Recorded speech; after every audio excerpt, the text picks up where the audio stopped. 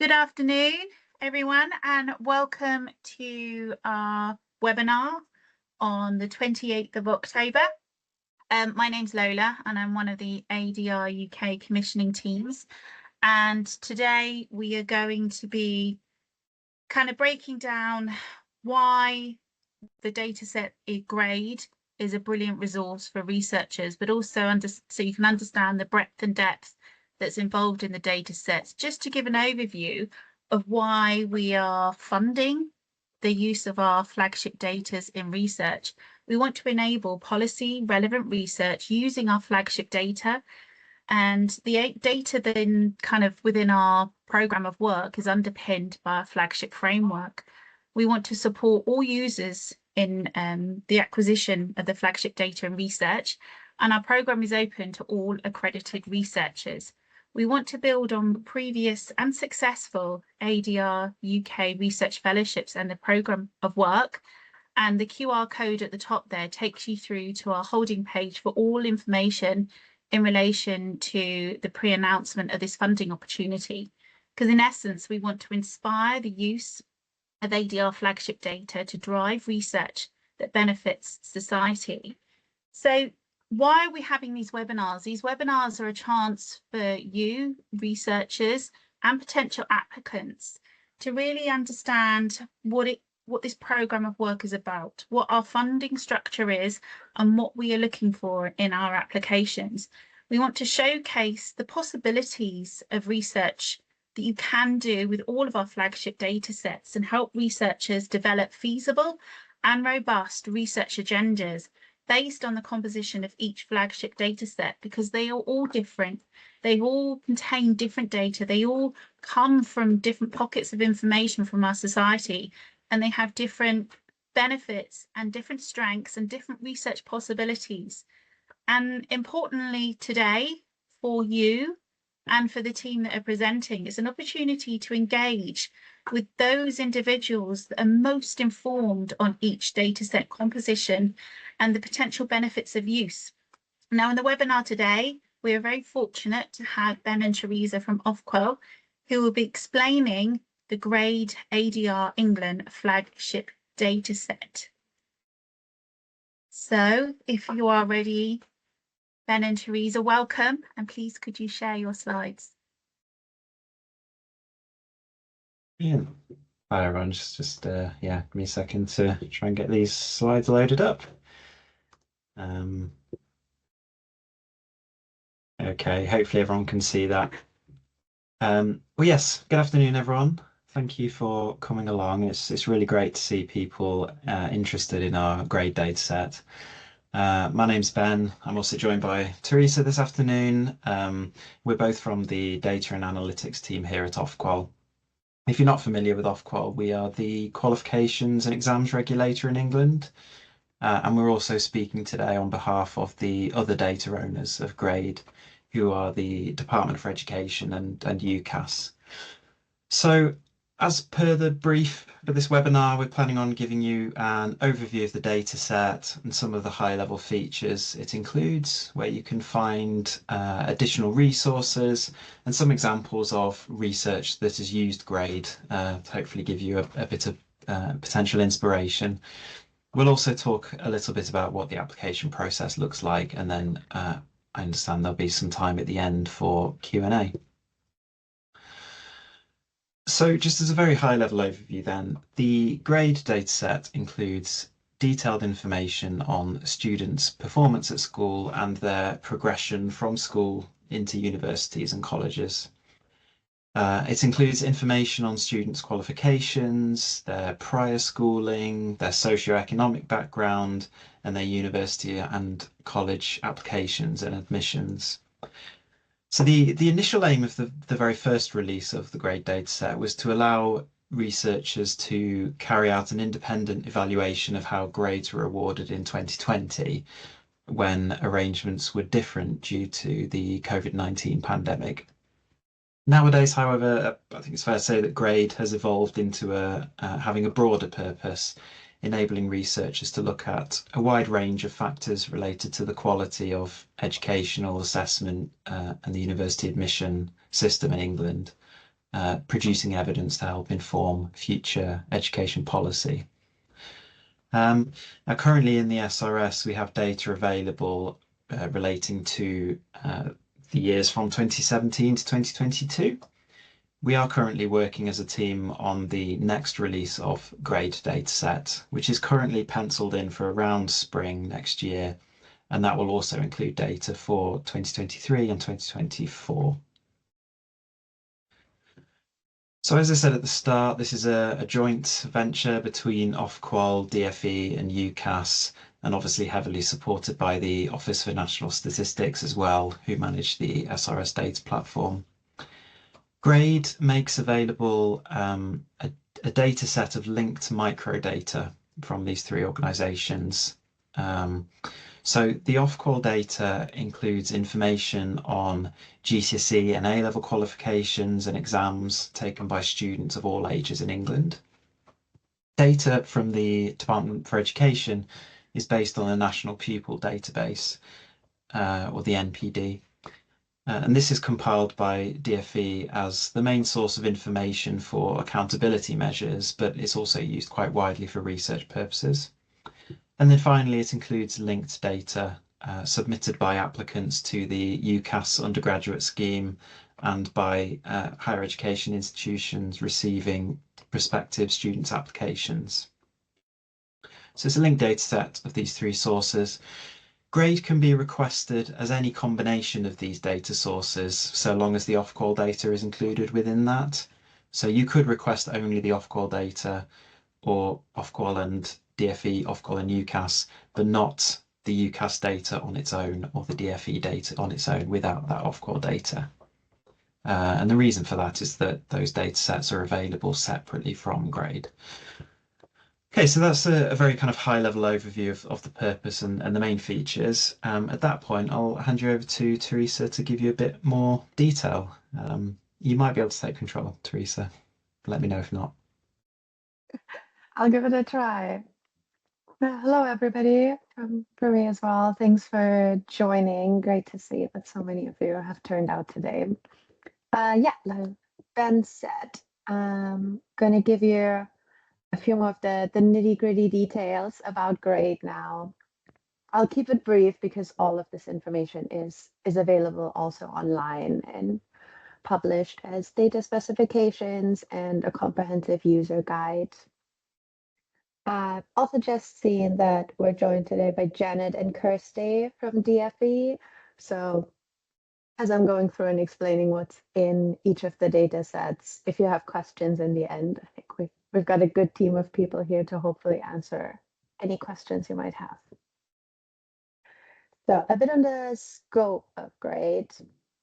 Like Ben says, the current scope is 2017 to 2022, but what that means kind of like in the resolution in the cohorts of students that are included is that grade currently covers students in Key Stage 4 or taking GCSEs, students in Key Stage 5 or taking A-levels, and students applying to UCAS for the years 2017 to 2022.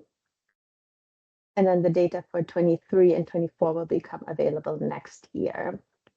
So because for the students in scope for that 2017 to 22, grade also includes prior attainment, which is the Key Stage 2 information, which means it goes back to actually 2015, which is when the 2017 cohort was in Key Stage 2. That means that grade currently includes longitudinal data from Key Stage 4 up to HE applications for 6 cohorts of students, and for Key Stage 2 up to HE applications for 4 cohorts of students, which covers students' outcomes and their applications. And this covers the years before, during, and after the COVID pandemic. So I think quite a comprehensive and very interesting scope here for research. So a bit more detail now on all of the included data sets. Like Ben said, we have the Ofqual data that can be linked with data from DFE and UCAS. The off-call data includes information on GCSEs. Sorry, now I'm not seeing my own slide. Terrible. On GCSE and A-level qualifications and examinations by students of all ages. So this is why we're saying Key Stage 4 and Key Stage 5, but also other students taking A-levels and GCSEs. It includes information on the qualifications that were taken, such as the subject, the tier of entry, and the grade boundaries for the particular year. It includes information on students' attainment with the marks they attained in that qualification, the provisional grades issued in summer, and then the final grades the students received after all reviews of marking and appeals were complete. And the off-call data contains some basic student demographics, such as age, sex, prior attainment. Particularly interesting is that for 2020 and 2021, when we had alternative arrangements due to the COVID pandemic, you have some very interesting data about how grades were awarded in those years. So for 2020, it includes the center assessment grades and also grades that were calculated from the proposed standardization model. And for 2021, it includes teacher assessment grades. So really a unique opportunity there to look at these grades. Then the data set that comes from the Department of Education is an extract of the National Pupil Database. It includes 4 kind of tables, which is exam results. So this is results for key stages 4 and 5, which covers results in A-levels, GCSEs, but also in other general vocational and technical qualifications taken by those students. It includes student demographics, and these are more comprehensive than what's included in the off-call data, where here you have gender, sex, age, languages spoken, free school meal eligibility, special educational needs status, the type of school or institution that the students attend, and the admission policy of that school. It also includes data from the annual school census with further socio-demographic characteristics, such as ethnicity of the students and socioeconomic indicators.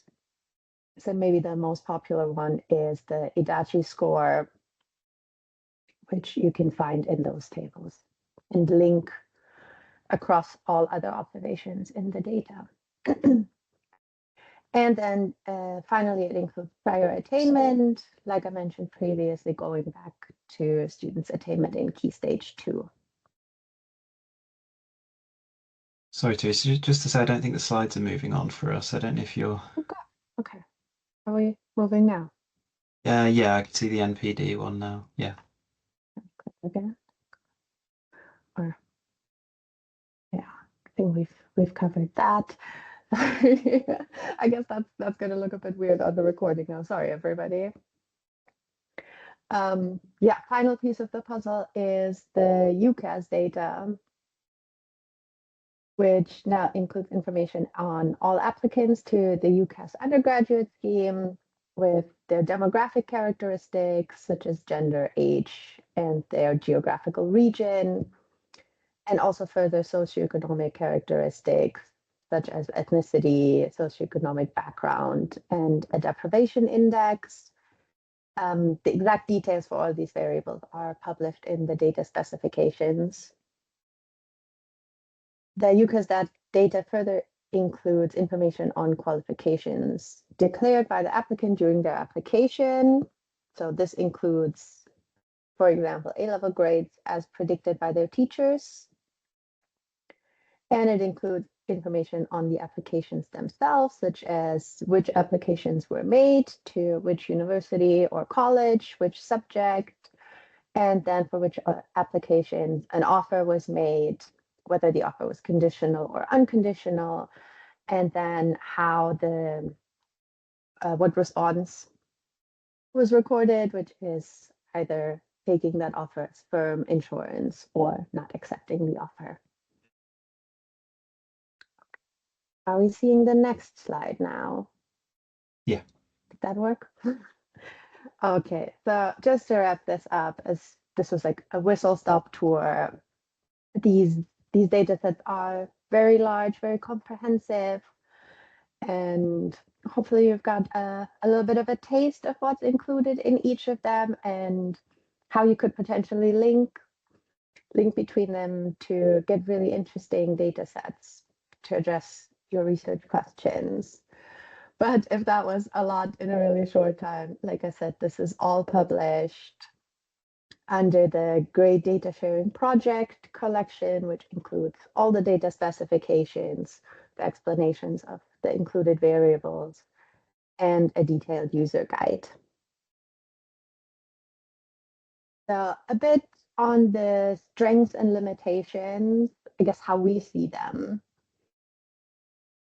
I think some of the strengths of GRADE are obviously its size and coverage of the student population. Like I said previously, there are up to 6 cohorts included in GRADE currently, and we're going to be adding more data to additional cohorts next year. The records have a really high rate of linkage, so you can link really well between the off-call data, the NPD extracts, and the UCAS data. It covers from pre to post-pandemic. Like I said, that offers unique opportunities for research. The data is quite detailed, and I think from our experience, GRADE has a lower bar to entry compared to other administrative data sets, which are much larger, but maybe include a lot of data you might not need. So I think in those cases, GRADE is easier to work with, especially if you haven't worked with administrative data before. Yeah, in terms of limitations, you're here, so I guess you're already aware that administrative data comes with its own limitations. This is not data that was collected for the purposes of research. So you might find that you struggle with missing values or data that doesn't align exactly with the research purposes you have in mind.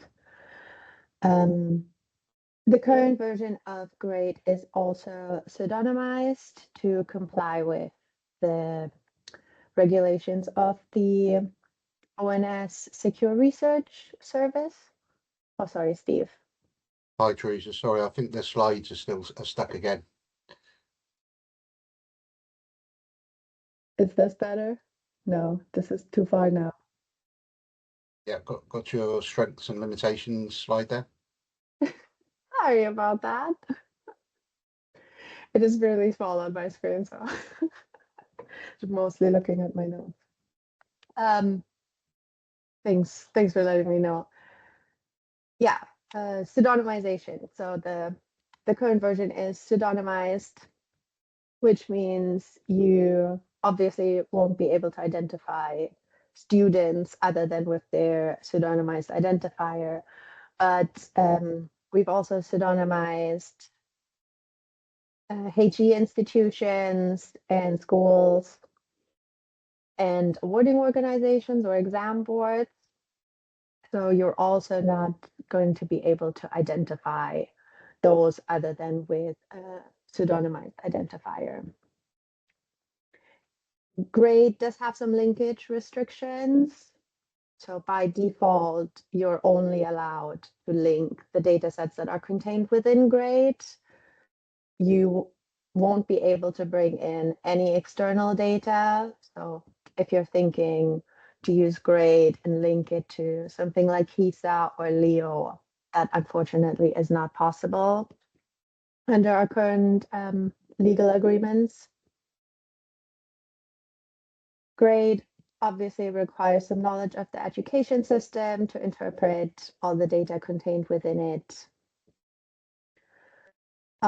This next one may be a strength, maybe a limitation, just because it is a smaller one of the flagship data sets. It is a smaller research community. I think we currently have 17 active projects per grade, which obviously is on a different scale than hundreds of people working with Leo. A few other things that researchers have pointed out that they found limiting were that specific offer letters to individual students are not available. Again, connect to the pseudonymization. These contain just very personal information, so you won't be able to access any of this.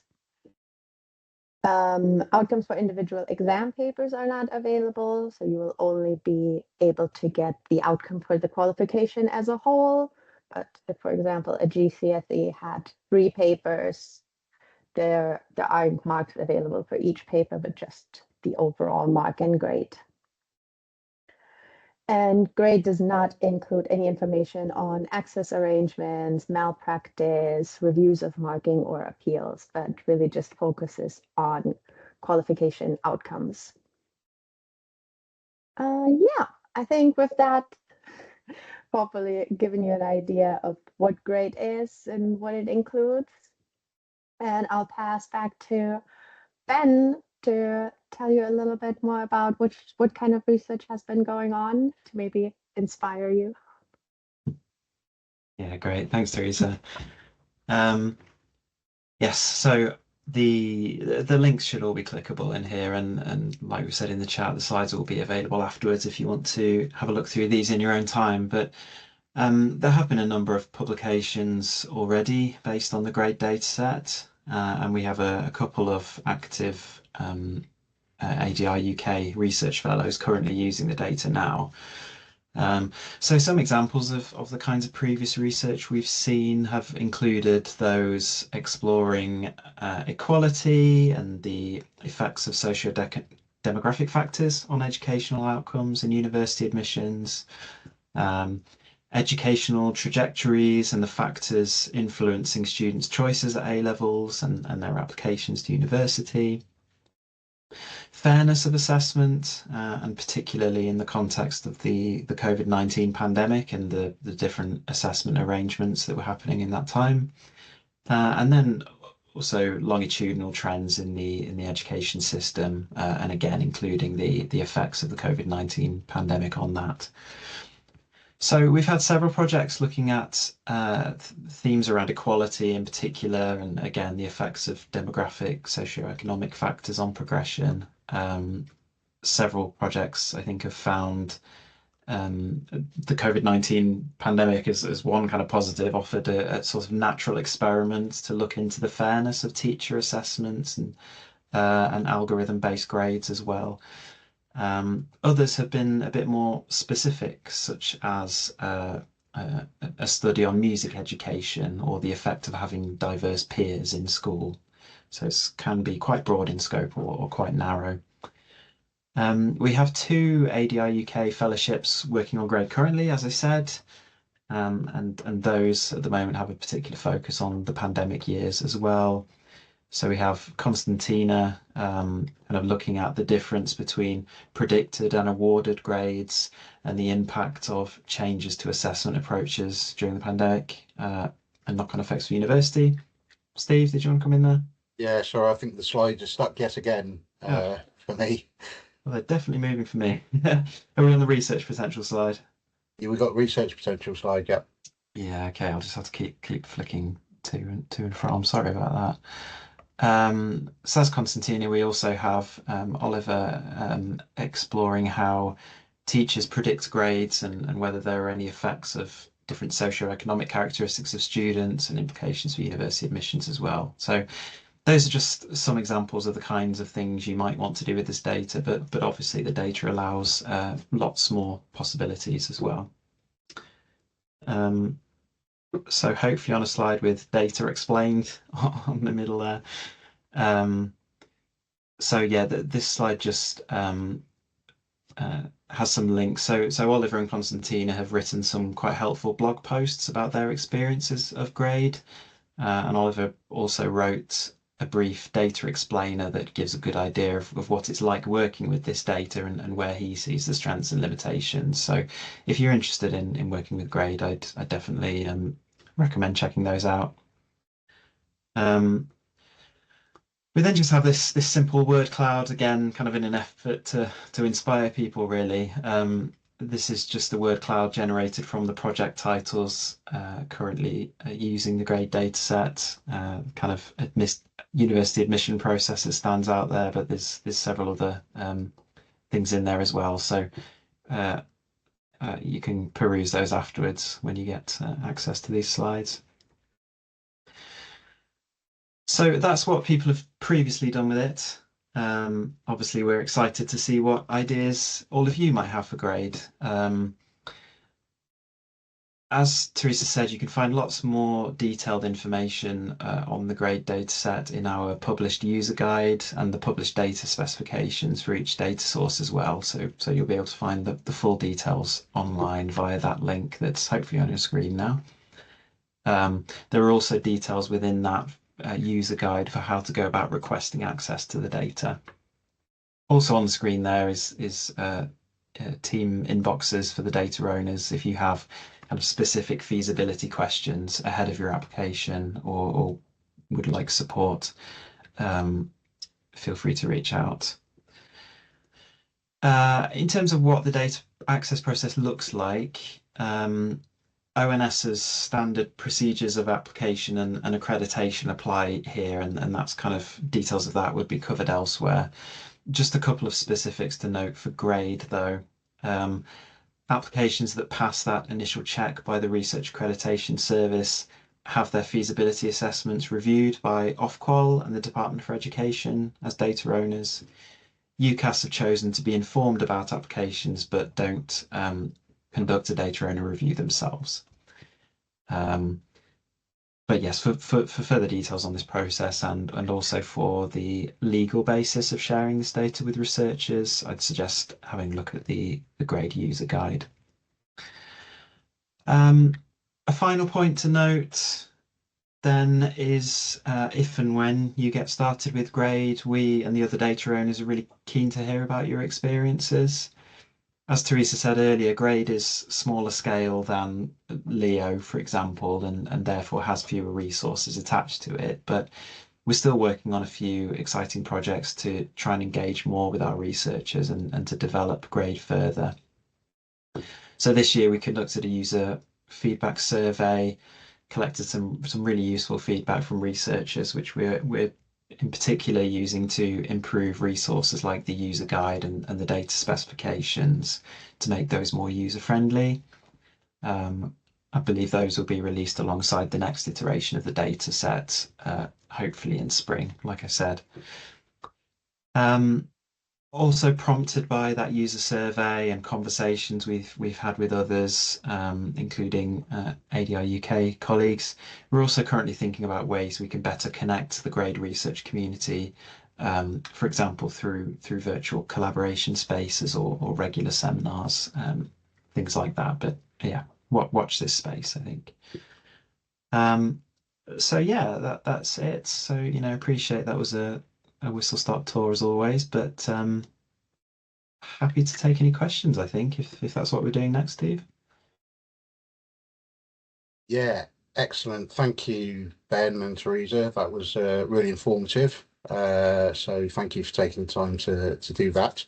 We do have some questions coming in, but I think I'm going to start off with one that kind of relates to the government's priority missions. And I'm really just wondering whether there is any sort of particular research question or topic that you think grade could be used to assist in answering in relation to those missions. Good question. I think at the moment, really, we're just kind of throwing it out to the community to see what they come up with. I think previously, it's like I said, the focus was on fairness of arrangements during the pandemic, and that was the focus. But I think at the moment we don't have a particular priority that we're pushing people towards. It's more just seeing what good the community can do with it, really. Yeah, more sort of curiosity-driven type research, I suppose we would describe that as. Excellent. Okay, I'll see. As I say, we have some questions in the Q&A section here around the data itself. So a couple of quick fire ones. Does the data include regional variables? Yes, it does. I believe it is at county level. County level, okay. And another one, are subject-specific outcomes available within the data?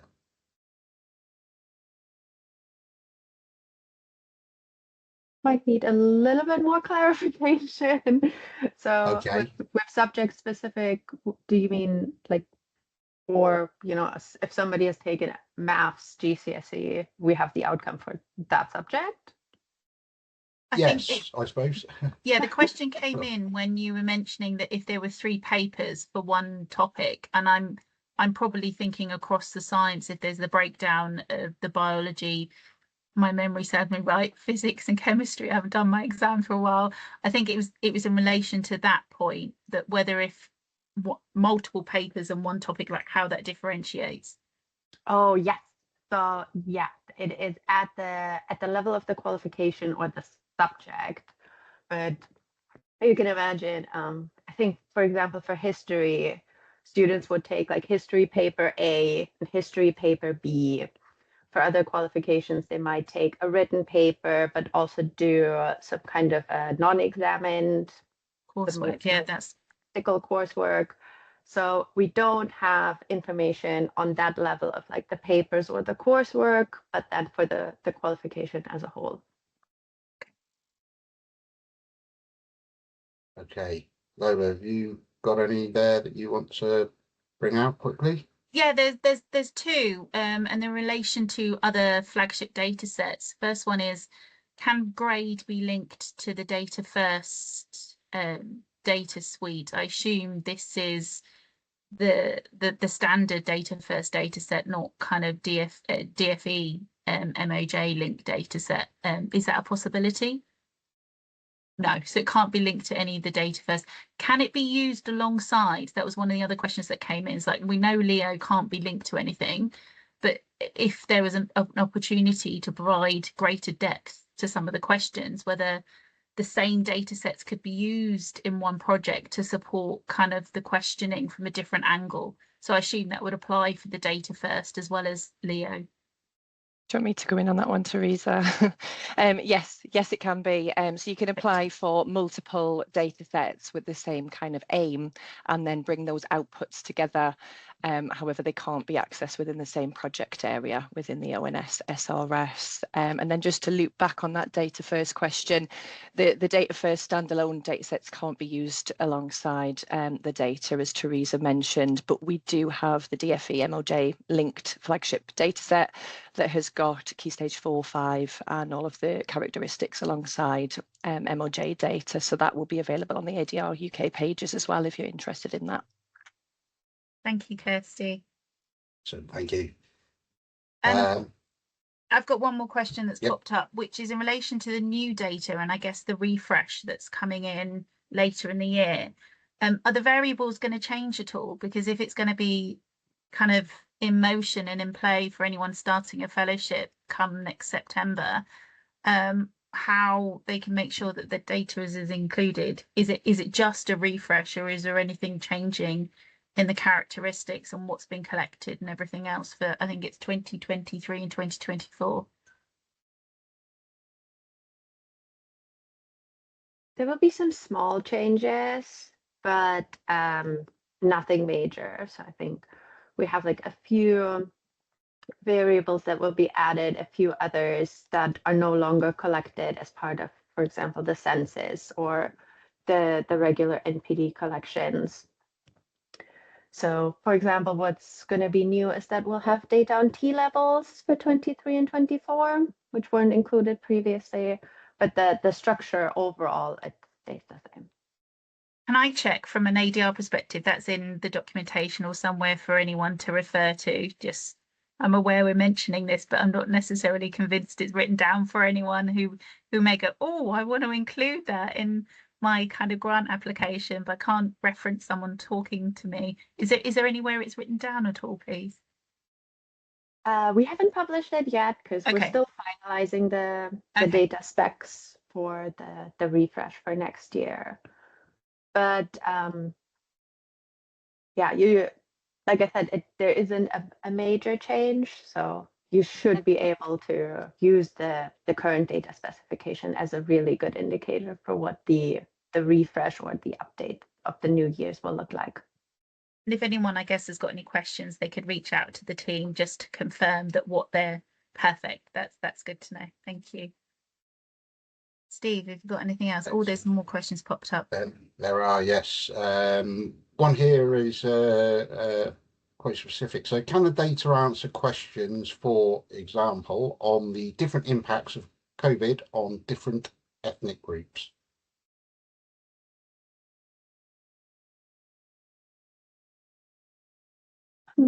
I can comment on this. So it does contain variables related to obviously the COVID years, because we're covering pre-pandemic, the pandemic years, and post-pandemic, and we do have different indicators, different variables on students' ethnicity.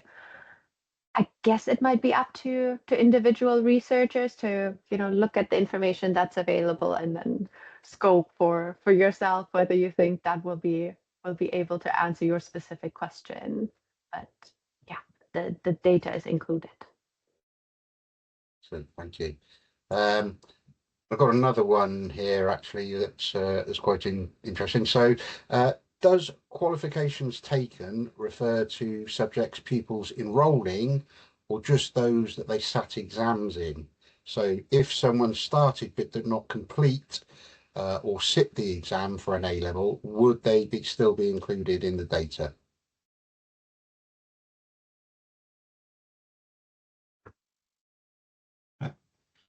Well, so certainly the off-call data set, that's just qualification outcomes. So and I assume that's the same in the NPD as well. It is the same in the NPD, yes, because we just have the characteristics of the individuals rather than looking into their post-16 learning aims modules. So it's an interesting one for the future of grade, though, and something that we can consider going forwards.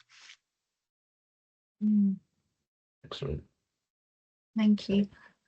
I've got a question that's popped up for a different mechanism saying, when we're talking about exam results, can you identify those that have retaken? Like, will their information appear twice, or is it the ability to see who has retaken exams? I assume the maths and the English will be more obvious than any of the other subjects, but again, it will be interesting to see if that data is possible to be teased out from across the years.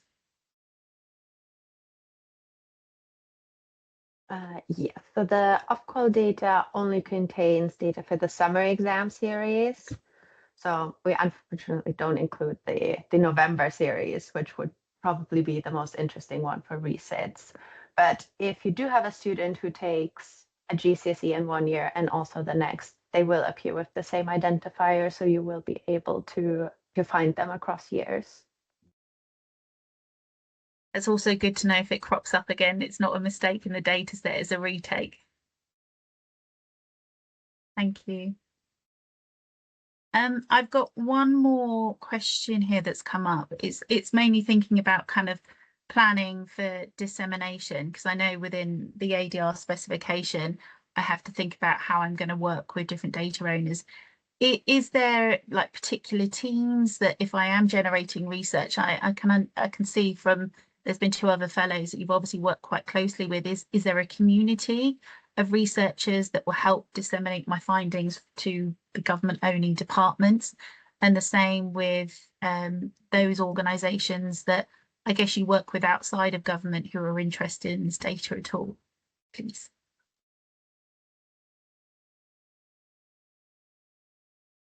I think I can start and pass those. I mean, I think that relates to kind of what I was saying towards the end of the presentation, that currently we don't really have an established community around grade, but that is something that we're looking at setting up. But yeah, I don't know if others on the call have more to say on that. Yeah, I just echo what you said. We've been really keen to hear from our researchers and try to stay in touch. And obviously, we're very interested in the outputs that we come across. And then, as Ben said, ideally, we will connect even more in the future. And I guess it's also as like part of ADR UK, you're having that specific kind of channel that will disseminate research on the flagship data more broadly and across all the data sets. Perfect, thank you. This is a bit of a technical question. Are there any analytical software or tools that's best suited for working with the grade data set, thinking about what upskilling the researcher might need when coming or thinking about using grade or planning to write up an application? I believe this will be limited by what's available in the secure research environment. If I'm not mistaken, I think it currently supports Python, MATLAB, R, SPSS. Yeah, it supports all of them. I think what the research is saying is, do I need to retrain in what I'm used to using to be able to answer? But if there's no kind of set use previously, where there are other codes that they could think about using and adopting and going forward. So if it's an open book, that's brilliant, I think is the tone of the question I'm getting. Thank you. I'm just scanning, Steve. Can you see any other questions? Yeah, we've had another one here. Basically, will grade allow longitudinal follow-up of individuals in the cohort using the pseudonymized ID?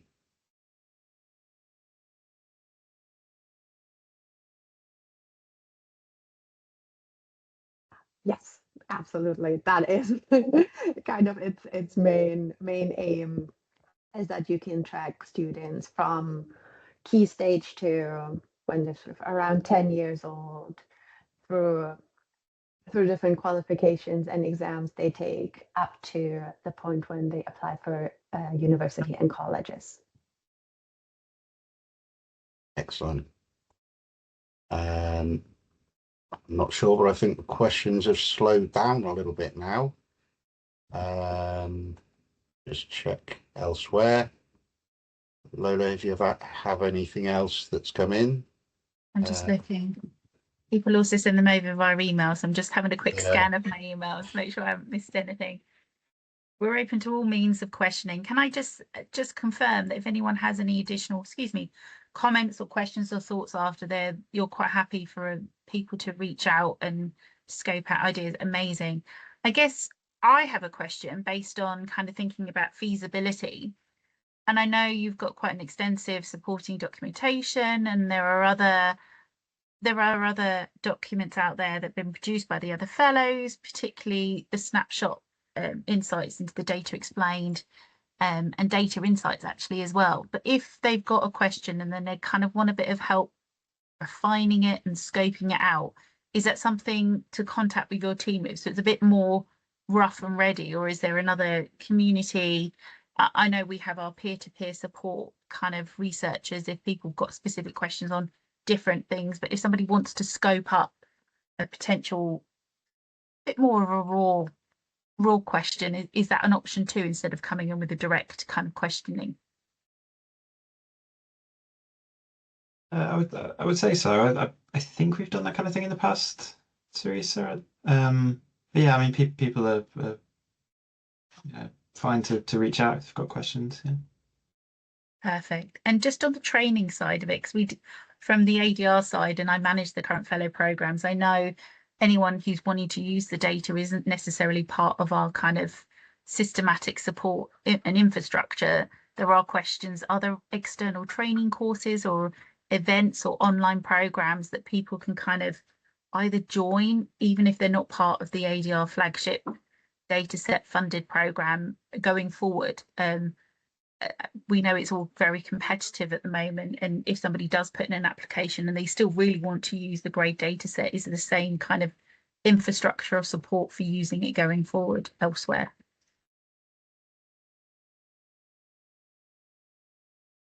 I don't know, Teresa, if you know the answer to that one, or yeah, not sure.